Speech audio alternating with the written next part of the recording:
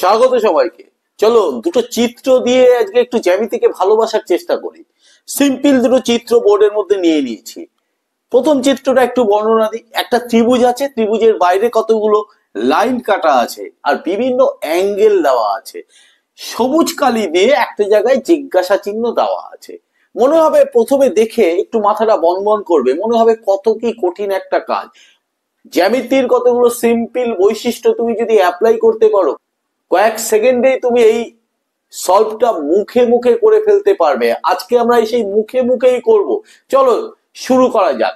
Solve করার আগে যে বৈশিষ্ট্যটা আমাদের এই জায়গাতে কাজে লাগবে আগে সেটা একটু দেখে নিই। দেখো, একটা সরল রেখা এঁকে নিয়েছি, জাস্ট এখানে একটা পয়েন্ট নিয়ে নিয়েছি। ক্লিয়ার? এই পয়েন্টের চারপাশে সব সময় মনে রাখবে 180 ডিগ্রি হবে, অর্থাৎ এই কোণটাকে বলা হবে সরল কোণ।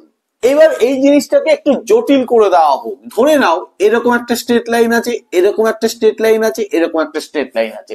যত খুশি আঁকতে পারো সব কটা, অর্থাৎ এখানে চারটে হয়েছে, একটা দুটো তিনটে চারটে, চারটের যোগফল অবশ্যই 180 ডিগ্রি হতে হবে।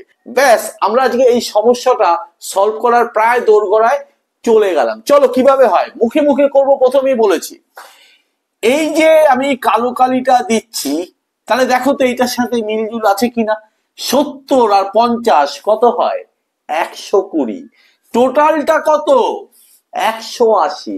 তাহলে এই দুটো মিলে যদি 120 হয়, তাহলে 180 থেকে বাদ দিলে হচ্ছে 60 ডিগ্রি। তাহলে এই কোণটা আমি কি পেয়ে গেলাম? 60 ডিগ্রি পেয়ে গেলাম। ক্লিয়ার ব্যাপারটা? এইবার আবার এইখানে আমি কালো কালির দাগ দিয়ে দিলাম, একই বৈশিষ্ট্য এখানেও কাজ করবে। কি সেটা? 70 আর 60 কত হয় যোগ করলে? 130 হয়। আর টোটালটা কত? 180।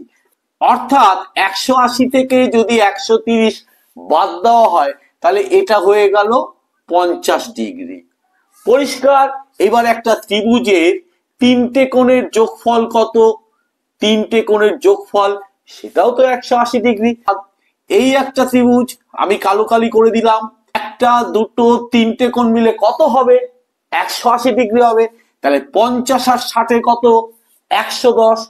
টোটাল ত্রিভুজের তিনটে কোণের সমষ্টি কত? 180। 180 থেকে 110 যদি বাদ দেওয়া হয়, তাহলে এটা কত হবে? 70।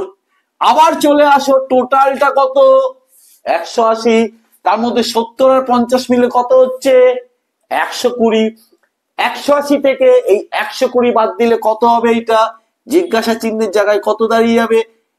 60 ডিগ্রি।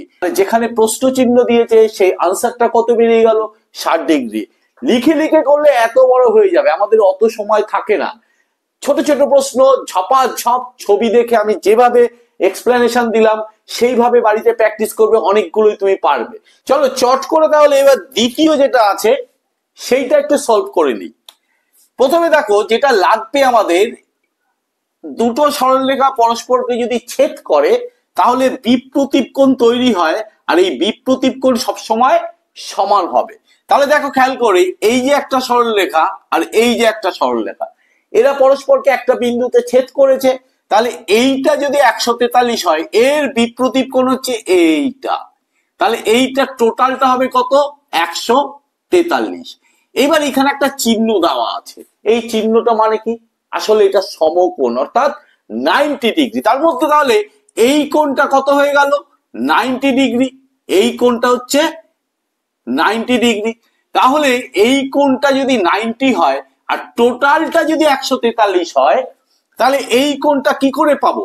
এই 143 থেকে 90 যদি বাদ দেওয়া হয়, তাহলে ওই কোণটা পাবো, অর্থাৎ এই সবুজ কালি দিয়ে যে জিজ্ঞাসা চিহ্ন আছে সেই কোণটা আমরা পেয়ে যাব। তাহলে 143 থেকে যদি তুমি 90 বাদ দিয়ে দাও, তাহলে হচ্ছে 3 9 আর 5 14, 53 ডিগ্রি। ক্লিয়ার ব্যাপারটা? তাহলে ভেবে দেখো, জ্যামিতির ছোট্ট ছোট্ট কতগুলো ধর্ম এখানে কাজে লাগিয়ে একটা জটিল দেখে মনে হচ্ছিল ফিগার, আমরা কিন্তু সেগুলো সলভ করে ফেললাম। যদি ভালো লাগে তবে অবশ্যই লাইক করো, কমেন্ট করো, আর যদি শেয়ার করো তাহলে মজা তো পাবোই। আজকের জন্য টাটা, বাই।